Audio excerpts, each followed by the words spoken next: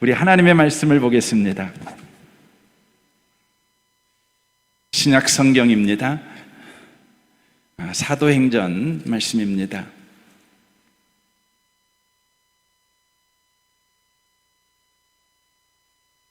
사도행전 1장입니다.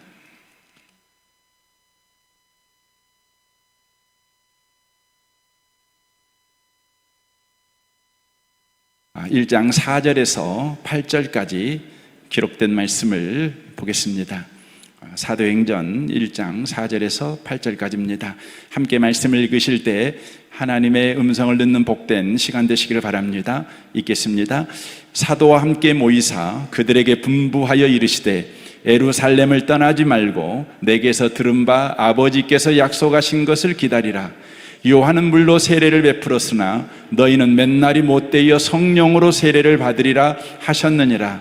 그들이 모였을 때 예수께 여쭈어 이르되 주께서 이스라엘 나라를 회복하심이 이때니까 하니 이르시되 때와 시기는 아버지께서 자기의 고난에 두셨으니 너희가 알 바 아니요 오직 성령이 너희에게 임하시면 너희가 권능을 받고 예루살렘과 온 유대와 사마리아와 땅 끝까지 이르러 내 증인이 되리라 하시니라. 아멘. 이 말씀에 의지해서 10주년 감사 주일의 메시지를 전하겠습니다. 오늘은 우리 교회가 설립된 지 10주년이 되는 주일입니다. 그리고 521번째 주일 예배를 드리는 날이기도 합니다. 여기까지 인도하신 하나님께 무한 감사를 드립니다. 또한 여기까지 함께 해주신 우리 귀한 장로님들과 또 우리 모든 성도님들에게 진심으로 감사를 드립니다.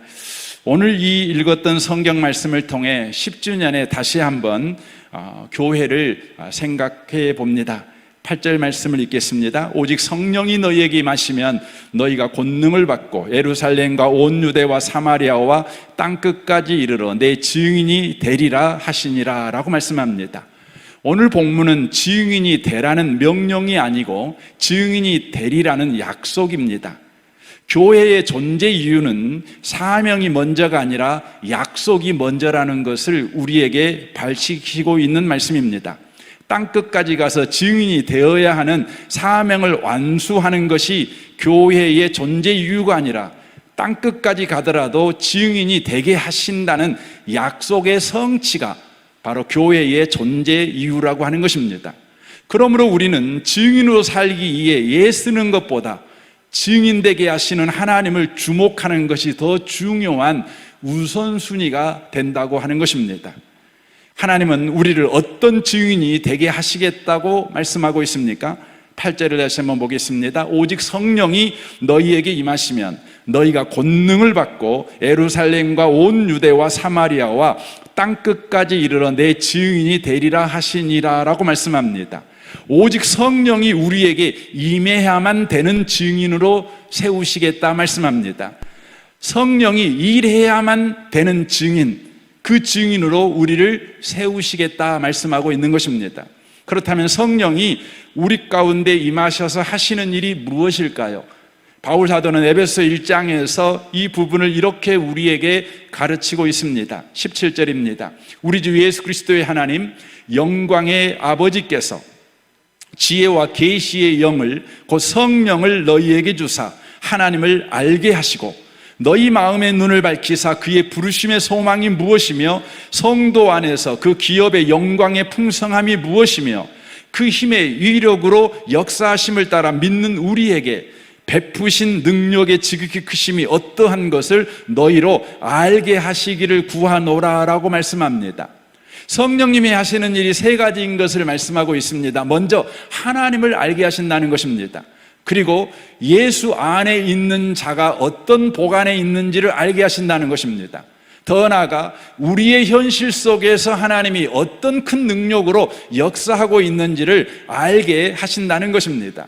이것을 한마디로 요약하면 하나님이 우리 가운데서 큰 능력으로 역사하고 계신다는 것을 알게 하시는 일이 바로 성령이 하시는 일이라는 것입니다. 그러므로 오직 성령이 너에게 임하시면 내 증인이 되리라 할 때 성령이 임하면 어떤 증인이 되는가? 바로 하나님께서 우리 가운데 지금 함께 계셔서 역사하고 있다, 이것을 증거하는 증인이 되게 하신다는 말씀이 되는 것입니다. 그러므로 8절 말씀을 이렇게 의역해서 읽을 수 있습니다. 제가 이렇게 한번 써봤습니다. 오직 성령이 임하면 우리가 예루살렘에 서 있든지 유대 땅 어디에 서 있든지 사마리아 그리고 세상 어디에 있든지 그곳이 땅끝이라고 할지라도 하나님이 우리 가운데 함께 계시며 역사하신다는 사실을 듣고 보게 될 것이다. 하나님은 우리가 이 일에 증인이 되도록 세울 것이다. 당시의 유대인들은 하나님이 예루살렘 성전에만 머물고 계신다고 믿었습니다. 그러므로 유대인의 신앙으로 예루살렘 밖, 곧 유대 땅, 사마리아 땅, 땅끝까지 주님이 우리와 함께 계신다고 주장하는 이 주장은 묵고할 수 없는 이단의 주장이었고 자신들의 신앙 체계를 무너뜨리는 이적 행위로 보았습니다. 그래서 유대인들은 하나님이 예루살렘 성전 외에도 임재해 계시고 역사하신다는 자들을 공격했습니다. 그 대표적인 사건이 사도행전 6장에 스데반을 바로 고소한 일입니다. 스데반은 이 고소에 대해 사도행전 7장에서 반론을 합니다. 그리고 순교를 당하게 됩니다. 변론의 요지는 그렇습니다. 예루살렘 외에도 하나님이 임재해 계시며 함께 하시며 역사하고 계신다. 이 변론에서 맨 처음으로 거론한 이야기는 아브라함에 관한 것입니다. 2절 보십시오. 스데반이 이르되 여러분 부형들이여 들으소서. 우리 조상 아브라함이 하란에 있기 전 메소포타미아에 있을 때의 영광의 하나님이 그에게 보여라고 말씀합니다. 아브라함이 예루살렘 성전에 있을 때 하나님이 만나주신 것이 아니라는 것입니다. 우상 숭배와 온갖 신화의 땅인 메소포타미아 땅에 있을 때 그곳에서 우리 하나님이 아브라함을 만나주셨다는 것이죠. 하나님은 예루살렘 성전에만 임재해 계시거나 역사하시는 분이 아니라 이방인의 땅 메소포타미아 땅에도 임재해 계시고 역사하시는 하나님이시다, 이것을 말씀하는 것입니다. 4절을 보십시오. 아브라함이 갈대아 사람의 땅을 떠나 하란에 거하다가 그의 아버지가 죽음에 하나님이 그를 거기서 너희 지금 사는 이 땅으로 옮기셨느니라 라고 말씀합니다. 하란은 지금의 터키 땅입니다. 터키 땅에도 아브라함과 하나님이 함께 계시고 또 하나님이 역사하셨다라고 성경이 증언하고 있습니다. 9절 보십시오. 우리 조상이 요셉을 시기하여 애굽에 팔았더니 하나님이 그와 함께 계셔 그 모든 환난에서 건져내사 애굽 왕 바로 앞에서 은총과 지혜를 주심에 바로가 그를 애굽과 자기 온 집의 통치자로 세웠느니라 라고 말씀합니다. 요셉이 종으로 팔려간 애굽 땅에도 우리 하나님은 요셉과 함께 하셨고 요셉이 알지 못하는 크고 비밀한 역사를 행하셨다. 애굽 땅은 하나님이 역사하는 현장이었다. 예루살렘만 하나님이 역사하는 거룩한 땅이 아니라 하나님의 백성 요셉이 거한 애굽 땅도 바로 거룩한 땅이었다, 이렇게 말합니다. 29절을 보십시오.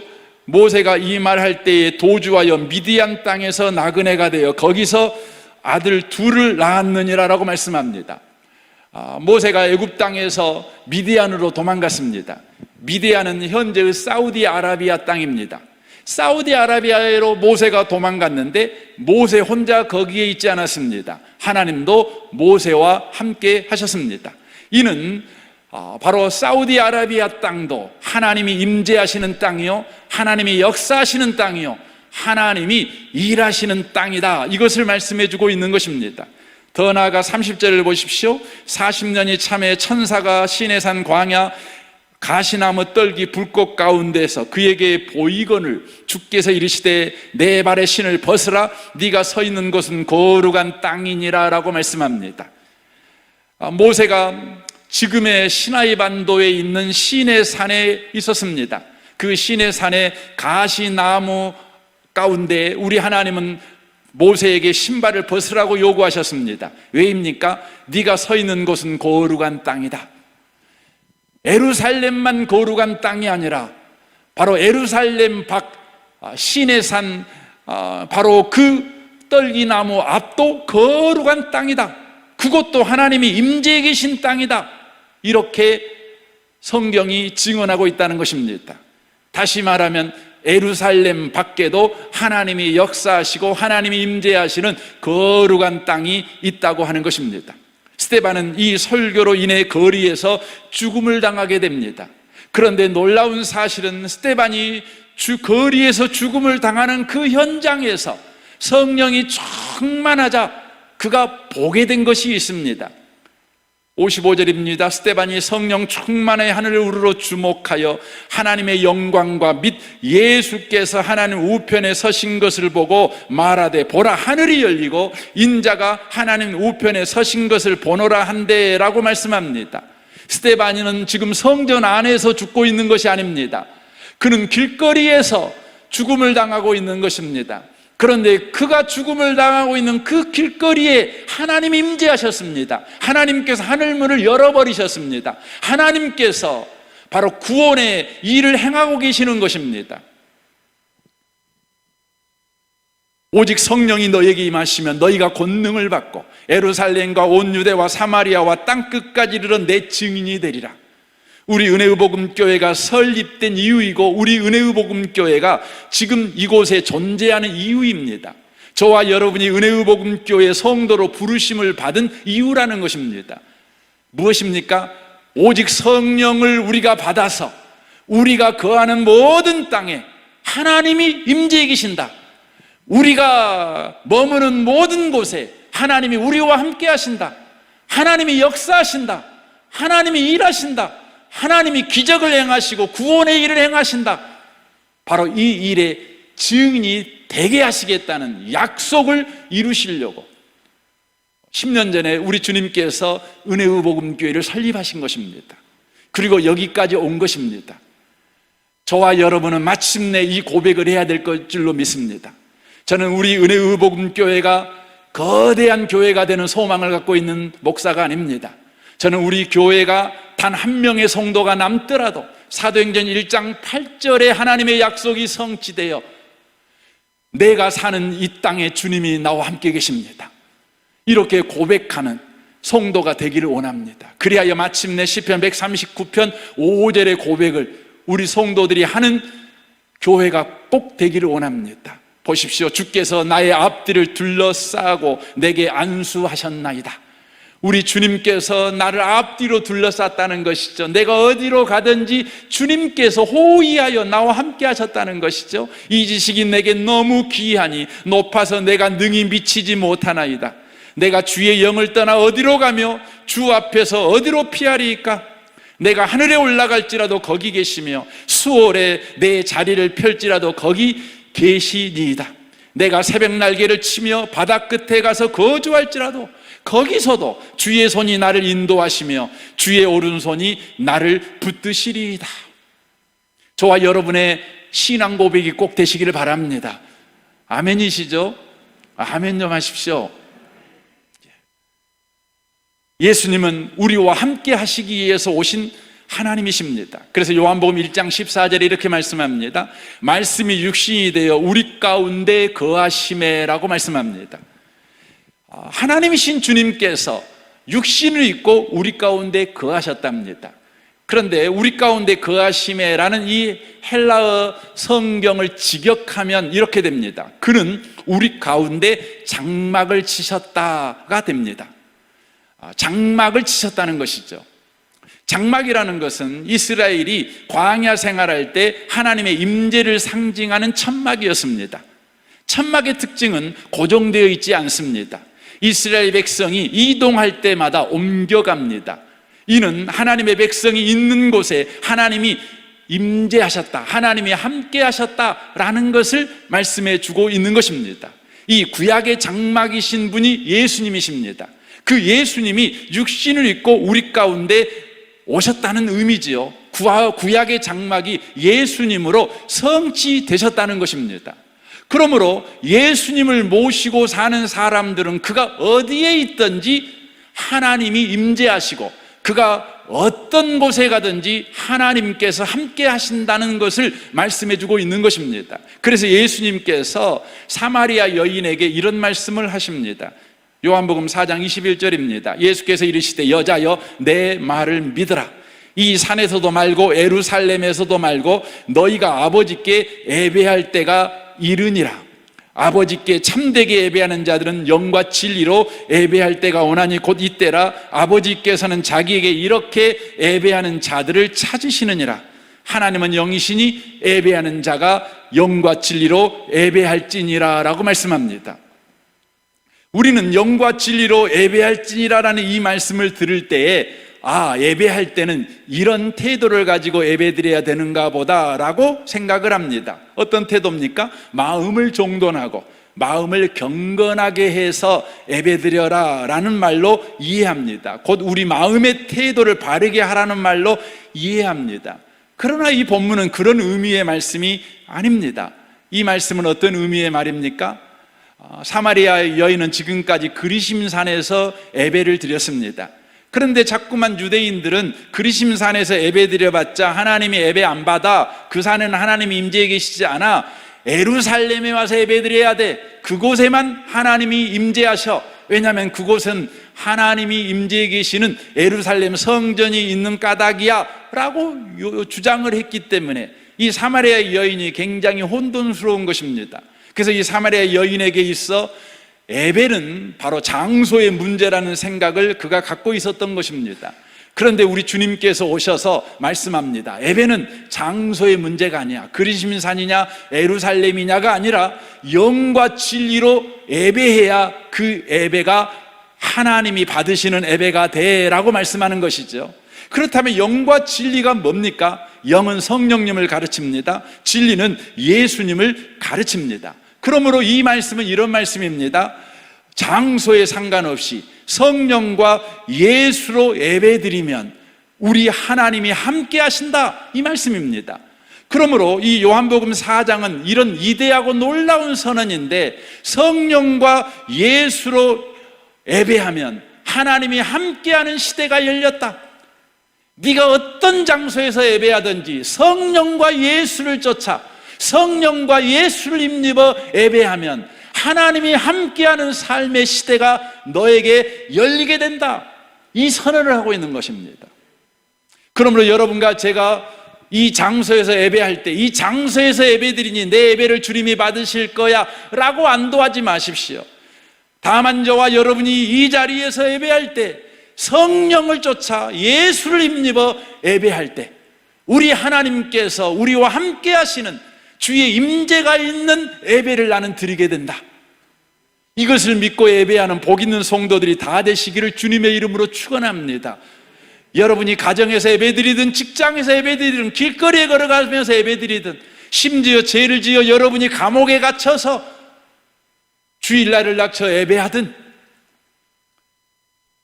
여러분이 부도나서 밥 먹을 힘도 없고 한숨밖에 나오지 않고 삶의 소망은 다 사라져버린 그 상황에서 예배할지라도 여러분이 성령을 쫓아 예수를 힘입어 예배하면 하나님이 함께 하시는 인생을 여러분이 보게 될 것입니다. 경험하게 될 것입니다. 이 놀라운 요한복음의 주님의 선포가 실제적으로 일어나고 있는 사건을 기록하고 있는 성경이 바로 사도행전입니다. 사도행전은 성령과 예수의 사람들이 어느 곳에 있든지 어느 곳에 가든지 하나님이 함께 하시고 역사하고 계신다는 것을 보여주는 역사적 기록물입니다. 그래서 사도행전의 첫 이야기는 하늘의 하나님께서 성령으로 강력하게 자기의 임재 사실, 자신이 하나님의 백성과 함께 한다는 사실을 드러내는 성령의 강림 사건을 보여주는 것으로 시작하는데, 그 강림하는 사건이 어디에 일어나는가? 성전이 아니었습니다. 사도행전 1장 13절에 보면 다락방이었습니다. 그래서 사도행전 2장에 이렇게 증언하지요. 오순절 날이 이미 이름에 그들이 다 같이 한 곳에 모였더니 호련히 하늘로부터 급하고 강한 바람 같은 소리가 있어 그들이 앉은 온 집에 가득하며, 온 집은 곧 자그마한 다락방에 말하는 것입니다. 그 다락방에 하나님의 사람들, 예수의 사람들, 성령을 사모하는 사람들이 모였더니 하나님께서 뜨겁게 임재하셨다는 거예요.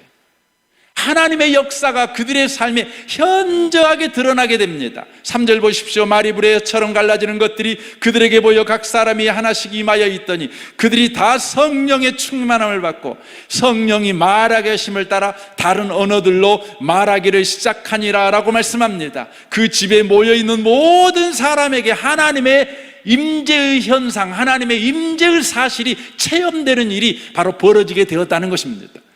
그곳은 성전이 아니었습니다. 유대인들이 주장하는 성전에만 하나님이 임재해, 성전에서 드리는 예배만 하나님이 받으셔, 이렇게 주장했던 것과 전혀 다른 사건, 다락방에서 바로 이 일이 일어났다는 것입니다. 사도행전 3장을 보십시오. 제9시 기도 시간에 베드로와 요한이 성전에 올라갈새 나아면서 못 걷게 된 이를 사람들이 메고 오니 이는 성전에 들어가는 사람들에게 구걸하기 위하여 날마다 미문이라는 성전문에 두는 자라. 베드로와 요한이 성전에 들어가려 함을 보고 구걸하거늘 베드로가 요한과 더불어 주목하여 이르되 우리를 보라 하니 그들에게서 무엇을 얻을까 하여 바라보거늘 베드로가 이르되 은과금은 내게 없거니와 내게 있는 이것을 내게 주노니 나사렛 예수 그리스도의 이름으로 일어나 걸으라 하고 오른손을 잡아 일으키니 발과 발목이 곧 힘을 얻고 뛰어서서 걸으며 그들과 함께 성전으로 들어가면서 걷기도 하고 뛰기도 하며 하나님을 찬송하니라고 말씀합니다. 나면서부터 한 번도 걸어본 적이 없는 자가 일어났습니다. 기적이 나타난 것입니다. 어떤 장소에서 일어났습니까? 성전 안에서 이 기적이 일어났습니까? 아닙니다. 성전 밖에서 이 기적이 일어났습니다. 더더구나 이 안진뱅이가 일어난 그 현장은 그가 늘 구걸하던 장소였습니다. 사람들이 외면하는 장소, 사람들이 부담을 느끼는 그 장소에서 예수의 이름이 선포되자 예수 이름을 붙잡는 사람들이 성령을 의지하여 그곳에 서 있자 기적이 일어난 것입니다. 하나님의 임재, 하나님의 일하심, 하나님의 함께하심이 현저하게 바로 성전 밖에서 일어나게 된 것입니다. 성전 안에 일어났던 것은 그들과 걷게 되자 찬송하기 위해서 성전 안에 뛰어 들어간 것입니다. 사도행전 10장 6절을 보십시오. 그는 무두장이 시몬의 집에서 유숙하니 그 집은 해변에 있다 하더라. 여기에 그는 베드로를 말합니다. 지금 베드로가 해변 욥바를 말합니다. 욥바라는 곳에 이 무두장이 시몬의 집에 머물러 있었습니다. 베드로가 기도합니다. 지붕에 올라가니 그 시간은 제6시더라.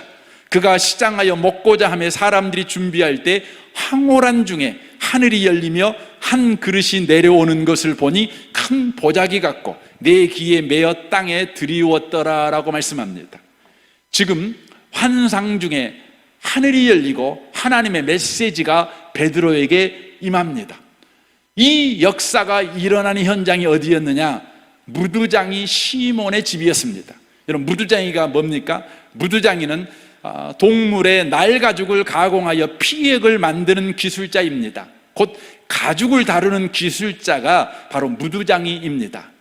여러분, 가죽을 다루려면 여러분 어떻게 해야 됩니까? 죽은 동물을 만져야 하는 것입니다. 율법에는 죽은 동물을 한 번이라도 만지면 한 달간 성전에 출입 금지입니다. 여러분, 무두장이는 어쩌다 한 번씩 죽은 시체를 만지는 일을 합니까? 아니죠. 매일 죽은 시체를 만집니다. 여러분, 그러면 어떻게 됩니까? 영원히 성전에 들어갈 수 없는 자가 무두장이입니다. 그런데 놀라운 사실은 영원히 성전에 들어갈 수 없는 자, 유대인들이 주장하는 것 같이 하나님이 임재하는 장소는 오직 성전뿐이다 라고 말한다면 하나님의 임재를 결코 경험할 수 없는 바로 저주받은 인생, 불행한 인생인 이 무두장이, 그런데 이 무두장이 집에 하늘 문이 열리는 일이 벌어졌습니다. 부정한 것, 더러운 것, 저주받은 곳에 예수의 사람 베드로가 그곳에 머무니 하나님이 임재하셨습니다. 하나님이 역사하셨습니다. 사도행전 2장을 보십시오. 5절입니다. 이에 베드로는 옥에 갇혔고 교회는 그를 위하여 간절히 하나님께 기도하더라. 헤롯이 잡아 내려오려고 하는 그날 밤에 베드로가 그 두 군인 틈에서 두 쇠사슬에 매여 누워 자는데 파수꾼들이 문 밖에서 옥을 지키더니 호련히 주의 사자가 나타나며 옥중에 광채가 빛나며 또 베드로의 옆구리를 쳐 깨워 이르되 급히 일어나라 하니 쇠사슬이 그 손에서 벗겨지더라라고 말합니다. 과거나 지금이나 감옥은 저주받은 곳 아니겠습니까? 누구나 감옥은 가기 싫어하는 곳입니다. 부정한 곳입니다. 그런데 놀라운 사실은 예수 믿는 베드로가 감옥에 갇혔더니 그곳에 주의 사자가 그곳 가운데 함께 있습니다. 주의 능력이 나타났습니다. 주의 영광이 나타났습니다. 주의 임재가 나타났고 주의 능력이 그곳에 나타나게 된 것입니다. 여러분이 사도행전을 읽으실 때 오늘 이 설교를 듣고 여러분이 그 관점에서 한번 사도행전을 읽어봐 보십시오. 아마 그러면 여러분은 깜짝 놀라게 될 것입니다. 사도행전은 다만 한 믿음 좋은 사람들이 전도하고 다니는 일이었다고 여러분이 생각했을 것인데 그렇지 않은 거라는 걸 알게 될 것입니다. 하나님께서 예수 믿는 사람, 성령과 예수의 사람이 거하는 모든 곳 가운데 함께 계셔서 하나님이 하나님다움을 드러내시고 계신다. 하나님이 큰 구원을 드러내시고 하나님이 기적과 이적을 행하시고 하나님이 병든 자를 치료하는 일을 행하신다. 하나님께서 바로 모든 땅 가운데 임재해 계신다. 하나님이 모든 땅의 구원자시다. 하나님이 모든 땅을 축복하고 계신다. 이것을 저와 여러분이 보게 될 것입니다. 그리스도인 저와 여러분의 인생에서 결코 저지르지 말아야 될 실수가 있습니다. 결코 저지러서는 안 되는 일이 있습니다. 바로 그것은 하나님이 우리와 함께 계신다. 하나님이 우리와 함께 계신다. 이 사실을 망각하고 사는 것입니다. 그리스도인이 당하는 인생의 가장 큰 문제는 어디에서 시작됩니까? 하나님이 우리와 함께 계신다. 이것을 놓치는 데서 시작되는 것입니다. 예수 없이 인생을 살아간다. 하나님이 지금 나와 함께 계신다. 우리 주님은 주일날 11시 우리 예배드리는 장소에만 임재해 계셔. 그래서 그 주님을 만나려면 그곳 가야지, 가야만 만나. 여러분, 이런 생각을 갖고 여러분이 살아간다면 여러분은 여러분의 신앙생활에 큰 위기를 당하게 될 것입니다. 여러분의 가정과 직장 생활에 여러분은 하나님의 임재와 하나님의 일하심을 전혀 맛보지 못하는 전전긍긍하며 또한 이태이태하는 인생을 저와 여러분이 그리스도인임에도 불구하고 살아갈 수밖에 없을 것입니다. 하나님이 없는 인생, 하나님이 우리와 함께하지 않는 사람처럼 여러분은 인생을 살아서는 안 되는 것입니다. 하나님이 함께하지 않는 사람들은 인생을 어떻게 살까요? 인류는 인류 역사 내내 한 일이 있습니다. 바로 그것은 모든 두려움에서의 자유를 추구하는 일이었습니다. 그래서 혁명도 하고 전쟁도 하고 교육도 시키고 법도 만들고 시민운동도 하고 노동운동도 했습니다. 경제도 일으키는 일을 했고 공산주의를 추종하는 나라가 생기기도 하고 자본주의를 나라에 적용하는 나라가 생기기도 합니다. 사회주의 나라가 생기기도 하고 민주주의 나라가 생기기도 합니다. 별의별 짓을 다 했습니다. 그러나 언제나 인간은 하나님을 빼놓고 했습니다. 아니, 하나님을 빼버리기 위해서 이런 일들을 했습니다. 그것이 인간에게 진정한 자유라고 생각했기 때문입니다. 그러나 우리가 우리 인생을 살면서 제일 크게 놀라는 것이 있습니다. 바로 그것은 하나님 없이 인간 스스로가 만든 자유가 인간을 더욱 두렵게 만들고 있다는 것입니다. 인간의 자유가 모든 두려움에서 해방시킨다는 말이 거짓말이라는 것을 알게 된 것입니다. 왜냐하면 인간은 인간에게 자유를 준다고 믿었던 가장 기본적인 것이 학력이고 재력이고 권력입니다. 이것들이 인간에게 주어졌을 때 인간은 자유하게 된다, 인간은 모든 두려움에서 해방된다, 이렇게 믿었습니다. 그러나 문제가 생겼습니다. 이것들이 인간의 욕망을 부추길 뿐 품위 있는 자유인의 삶을 살도록 만들어내지는 못했다는 것입니다. 왜입니까? 이것들은 책임을 져주는 인격체가 아니기 때문입니다. 돈과 권력을 가지면 우리는 진정한 자유인이 되어 모두 품위 있는 사람이 될 줄 알았습니다. 그러나 돈과 권력이 우리를 품위 있게 만들지 못합니다. 왜입니까? 돈과 권력은 우리를 책임져 주지 못합니다. 결국 돈과 권력은 도구일 뿐입니다. 책임은 돈과 권력을 쥐고 있는 우리 스스로의 몫입니다. 문제는 책임져야 될 인간은 하나도 나아진 것이 없다는 것입니다. 그러니 돈과 권력을 가진 인간은 책임만 더 많이 가지게 된 것입니다. 이로 인해서 돈도 지식 정보도 권력도 더 많이 가진 이 세상은 이전 세계에서 경험해보지 못한 더 많은 책임져야 될 문제를 떠안는 인간이 되어버렸습니다. 현재 우리는 뉴스를 통해 이전 세대가 경험하지 못한 인류의 문제 앞에 직면해 있고 우리는 그 문제 앞에서 두려움에 떨고 있습니다. 근본적인 문제는 여기 있습니다. 인간은 자유가 뭔지 모른다는 것입니다. 우리가 생각하는 자유는 자기 마음대로 자기 결정권을 가지고 사는 것입니다. 먹고 싶으면 먹고 놀고 싶으면 놀고 하고 싶으면 하고 하기 싫으면 안 하는 것입니다. 자기 결정권입니다. 그런데 자유엔 반드시 책임이 뒤따른다는 것을 외면했습니다. 그럼 진정한 자유는 어디서 오는 것입니까? 성경은 이렇게 말합니다. 요한복음 8장 32절입니다. 진리를 알지니 진리가 너희를 자유롭게 하리라. 진리가 자유를 준답니다. 우리는 진리를 오해합니다. 진리는 어떤 원리 원칙이라고 생각합니다. 운동 경기할 때 라인이 그어지지 않습니까? 그 라인이 진리라고 생각합니다. 라인을 넘으면 아웃이 됩니다. 봐주는 법이 없지요. 그래서 우리가 생각하는 진리는 융통성이 없습니다. 봐주는 것이 없습니다. 그래서 더욱더 부자유스럽게 우리를 만든다고 생각합니다. 그래서 요즘 세상은 진리가 자유를 빼앗는다고 생각해서 진리를 없애버리는 운동을 하고 있습니다. 절대 진리는 없다. 각자가 정한 진리를 따라 살면 된다고 주장하게 되었습니다. 진리를 개인화시켜버린 것입니다. 자기 말이 진리가 된 세상을 만들고 있다고 하는 것이죠. 이것은 성경에 나와 있는 사사시대를 의미하고 있는 것입니다. 사사시대는 혼돈의 세계였고 사사시대는 무력의 세대였고 사사시대는 힘 있는 자의 세계였습니다. 왜 그렇게 되었습니까? 사사기 21장 25절입니다. 그때 이스라엘에 왕이 없으므로 절대 진리가 없어요.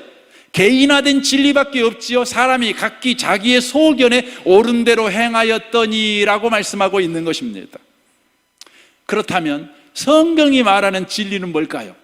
우리가 생각하는 진리, 우리가 이해하고 있는 진리는 자기 결정권입니다. 자기 마음대로 사는 것입니다. 성경이 말하는 진리는 그것과 완전히 다릅니다.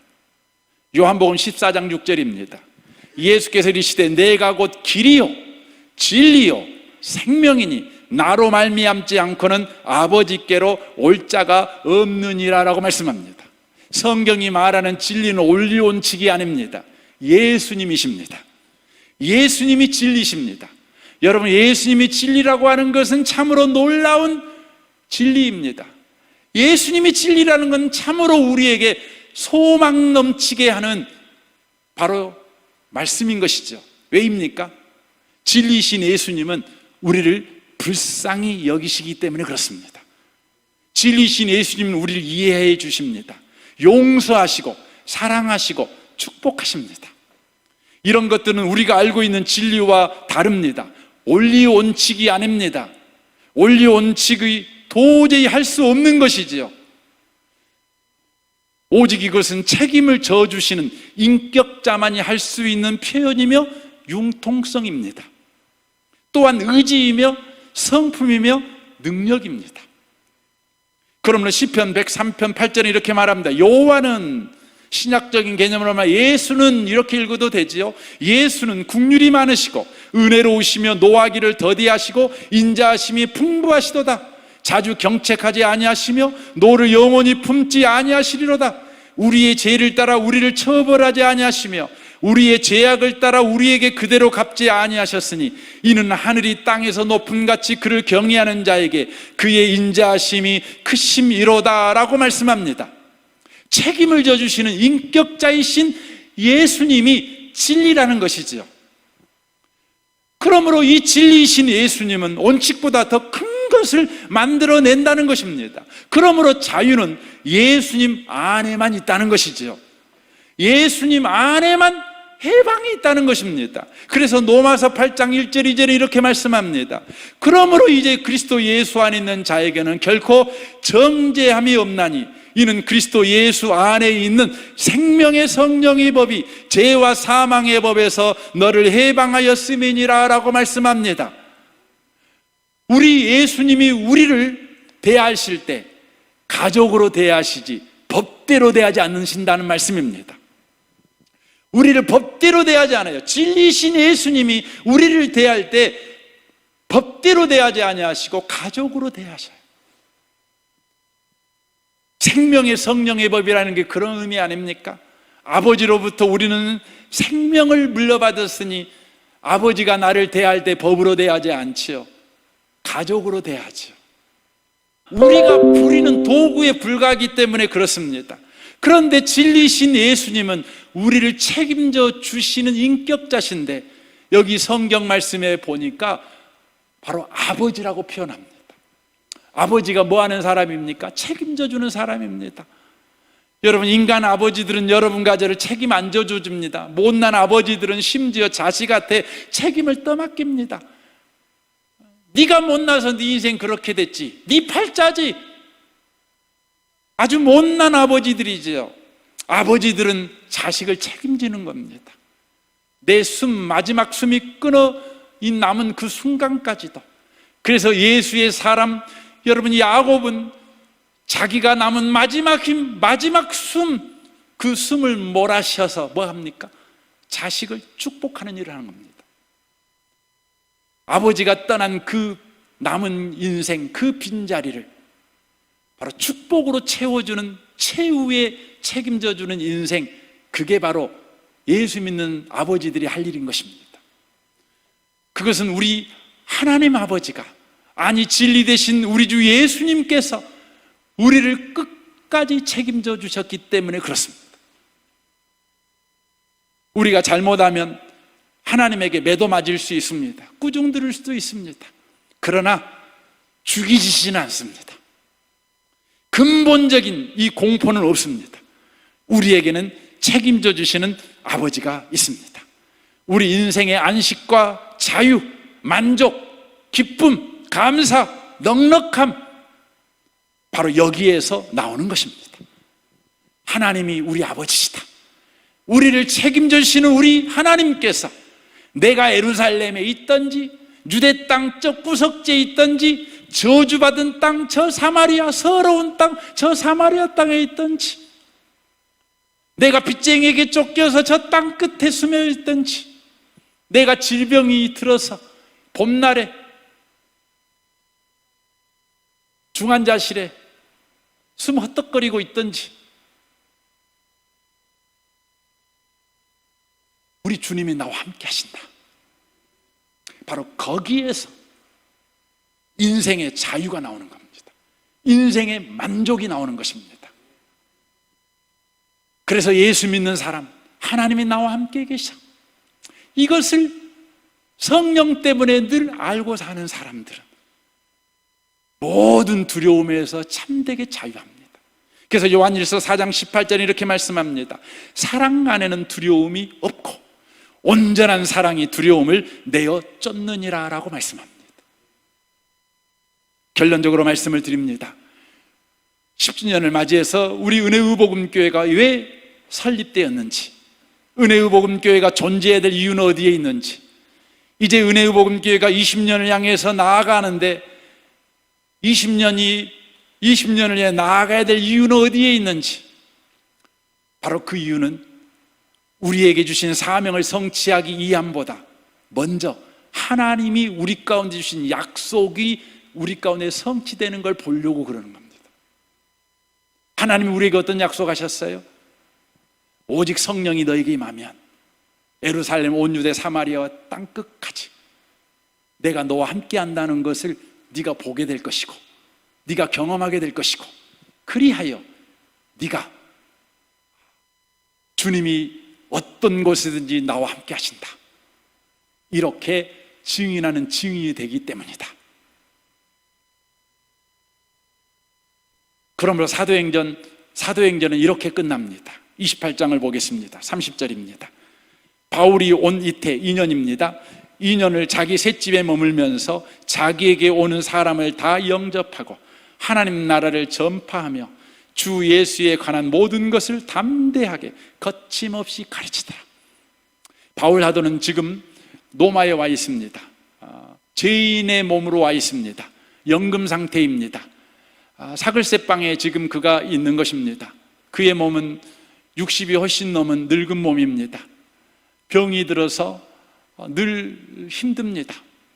그럼에도 불구하고 그는 자기 집에 사람들을 초대해 가지고 가르칩니다. 뭘 가르칩니까? 하나님 나라를 가르칩니다. 여기서 말한 하나님 나라는 예수 믿으면 천국 가, 그걸 가르쳤다는 것일까요? 물론 그럴 것입니다. 하지만 여기에서 말하는 하나님 나라는 어떤 걸 전파했다는 것입니까? 지금 바울 사도 자기 자신에게 주님이 함께 한다는 걸 가르치는 것입니다. 내가 비록 이런 상황 가운데 놓여 있지만, 이런 처지에 놓여 있지만 주님은 우리와 함께 계셔. 애로운 사람들아, 주님이 너와 함께 계신다. 병든 사람들아, 주님이 너와 함께 계신다. 빚쟁이들아, 주님이 너와 함께 계신다. 온통한 사람들아, 상처 많은 사람들아, 주님이 너희들과 함께 계신다. 이것을 전파했다는 거예요. 그들은 당연히 이런 질문하지 않겠어요? 주님이 함께 계신다고요? 어떻게 우리가 주님이 함께 계신다는 걸 경험할 수 있죠? 주 예수 믿으십시오. 주 예수 믿으십시오. 그렇게 담대하게 거침없이 가르쳤다는 거예요. 저는 우리 교회의 미래를 꿈꿉니다. 요즘 한국에서 예수 믿는 게 점점 어려워집니다. 10년이 지나고 20년이 되고 30년이 되면 아마 우리 교회 장로님 가운데, 권사님 가운데 천국 가는 분도 생기고, 그래서 교회에 그분의 빈자리가 있게 되겠죠. 요즘 청년들은 예수 믿는 사람이 더 없으니 점점 교회는 쪼그라들 수 있을 것입니다. 그럴지라도 우리 교회 가운데 주님이 우리와 함께 계십니다. 이 신앙 고백을 하는 사람이 여전히 있다면 저는 성공적인 목회를 하는 목회자가 될 것입니다. 저는 하나님께 칭찬 듣는 목사가 될 거라고 확신합니다. 우리 교회의 미래를 여러분 꿈꾸시고, 또 우리 교회가 이 땅에 있어야 될 이유를 다시 한번 생각하십시오. 주님의 약속이 여러분의 삶에 이루어지기를 여러분 꿈꾸십시오. 내가 어디에 있든지 주님이 우리와 함께 하신다. 이렇게 고백하는 모든 성도들이 다 되시는 은혜가 임하시기를 주님의 이름으로 축원합니다. 아멘.